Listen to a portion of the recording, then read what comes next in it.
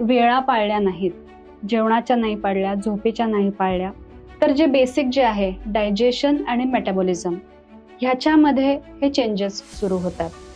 म्हणजे आपलं पचन जे आहे ते पचन नीट होत नाही. पचन ही खूप बेसिक गोष्ट आहे. म्हणजे मी आयुर्वेदिक डॉक्टर आहे, तर आम्ही अग्नी, जाठराग्नी ज्याला म्हणतो, ही खूप महत्वाची गोष्ट आहे. तर तुमचा जाठराग्नी जर का चांगला असेल तर पुढचे सगळे धातू जे आहेत, 7 धातू सांगितलेले आहेत, जे धातू शरीराला धारण करतात. रस, रक्त, मांस, मेद, अस्थि, मज्जा आणि शुक्र. ह्या 7ही धातूंचं काम जर का व्यवस्थित चालू असेल तर आपलं सगळं शरीर हे व्यवस्थित चालणार आहे.